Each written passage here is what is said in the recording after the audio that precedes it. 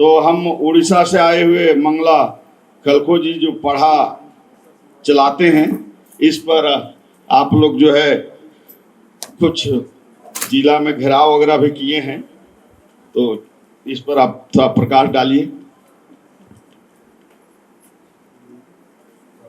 राष्ट्रीय आदिवासी समन्वय समिति भारत का सभापति और संयोजक देव कुमार धान और विभिन्न स्टेट से आए हुए मेरा भाई बहन बुजुर्ग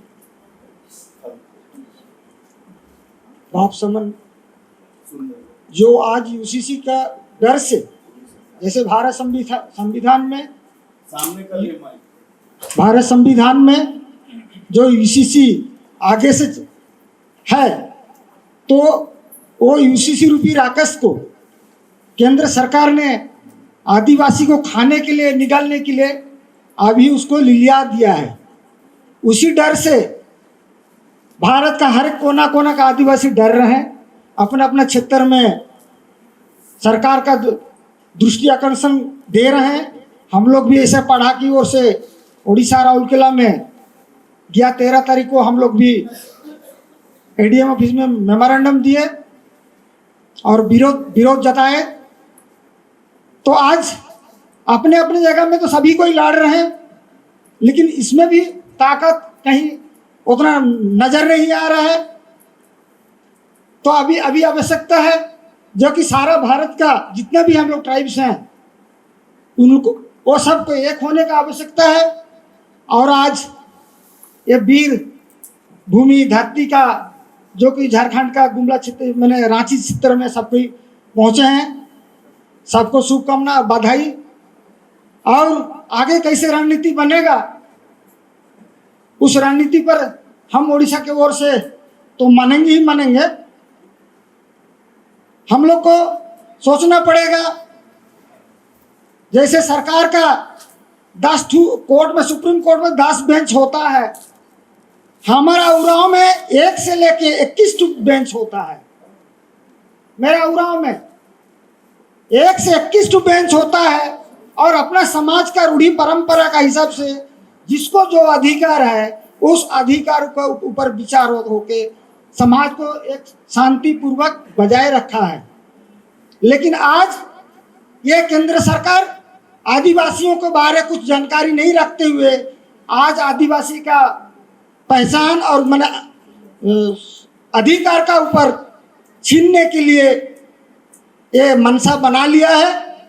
ये आज से नहीं, बहुत ये मनसा बहुत पुराना है। जैसे आदिवासी को 5th शेड्यूल में तो रख दिया, लेकिन बड़ा बड़ा स्टील प्लांट बिना ग्राम सभा का बना हुआ है, बड़ा बड़ा डैम बिना ग्राम सभा में बना हुआ है, एनएच बिना ग्राम सभा में बना हुआ है, रेलवे बिना ग्राम सभा में बना हुआ है। और शुरू से हम लोग को दोहन कर रहे हैं और हम लोग को विस्थापित और पलायन करने में मजबूर कर किए हैं। और हम लोग आज आर्थिक दशा में एकदम पिछड़ेपन है। हम लोग सांस्कृतिक दशा में हम लोग पिछड़े नहीं है, सामाजिक इसमें पिछड़ापन नहीं है, लेकिन ये जो सरकारी विस्थापन के वजह से हम लोग आदिवासी लोग बहुत विस्थापित के कारण हम लोग आर्थिक दशा से गिरे हैं। तो आज थोड़ा डेवलप करने के थोड़ा नजर आ रहा है, कोई हमारा नजर में आ रहा है, कोई इंजीनियर हुआ, डॉक्टर हुआ कि एमएलए हुआ कि मंत्री हुआ, तब वो रिजर्वेशन को हटाने के लिए एक बहुत बड़ा सुचिंतित साजिश जो कि यूसीसी लागू करेंगे तब सब आदमी एक हो जाएंगे, सबका नियम कानून बराबर एक हो जाएगा, तो रिजर्वेशन कोटा ऑटोमेटिकली खत्म हो जाएगा। और एक गोली में 2 शिकार, कहीं पे नजर कहीं पे निगाह है।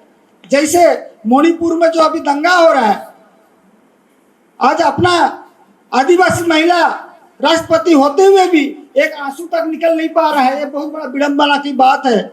और एक महिला का भी दुख दर्द कौन समझेगा। एक आदिवासी का हम लोग प्रेसिडेंट बनाए हैं, राष्ट्रपति बनाए हैं, फिर भी ऊ ना छू नहीं, तो आगे मेरा और कौन है। तो इसीलिए हम लोग को ही एक होना पड़ेगा। और ये जो विदेशी गोरा देसी विदेशी का खाल पहन के हम लोग को दोहन करने के लिए जो प्रयास चलाए हैं, उसका ऊपर मुंह तोड़ जवाब देने का समय आ चुका है।